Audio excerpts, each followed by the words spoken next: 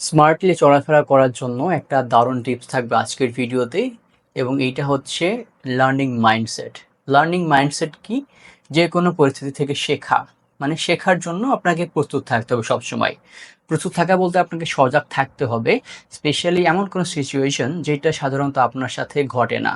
হয়তো আপনি রাস্তা পার হচ্ছেন, আপনি অ্যাক্সিডেন্টের সম্মুখীন হচ্ছেন, বা আপনি হেঁটে যাচ্ছেন, আপনি কারো দ্বারা হচ্ছে কোনো খারাপ কথার সম্মুখীন হচ্ছেন, বা কোনো একটা বাজে সিচুয়েশনে পড়ে যাচ্ছেন। তো এরকম যে আনইউজুয়াল সিচুয়েশন আছে, এই সকল সিচুয়েশন থেকে আমাদের সবচেয়ে বেশি শেখার আছে।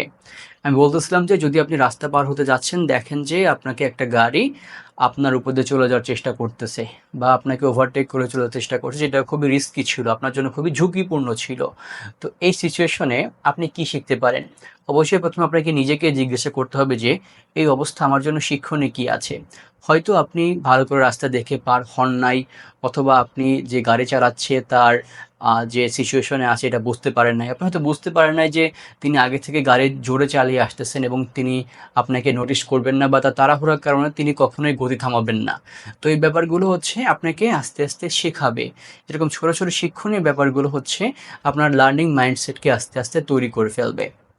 তো এইটা আপনার পজিটিভ থাকার জন্য, সব পরিস্থিতিতে পজিটিভ থাকার জন্য অনেকটা কাজ করবে। কারণটা কি? যখন আপনি কোনো খারাপ সিচুয়েশনে পড়ে যাবেন, আপনিও যদি উল্টো কোনো খারাপ একটা পরিস্থিতি তৈরি করেন, বা আপনি যদি খারাপভাবে রেসপন্স করেন, তাহলে তো একটা দুর্ঘটনা, একটা ঝামেলা তৈরি হয়ে যাবে, তাই না? তো এই পরিস্থিতিতে যদি আপনার মধ্যে লার্নিং মাইন্ডসেট থাকে, তাহলে হচ্ছে আপনি একটা পজিটিভ সিচুয়েশন, একটা পজিটিভ মাইন্ডসেটও তৈরি করতে পারবেন। তো ভিউয়ার্স, এই ছিল আজকের ভিডিও। সম্পূর্ণ ভিডিও শেষ পর্যন্ত দেখার জন্য অসংখ্য ধন্যবাদ। সবাই ভালো থাকবেন, সুস্থ থাকবেন, সবার জন্য অনেক অনেক শুভকামনা। আসসালামু আলাইকুম।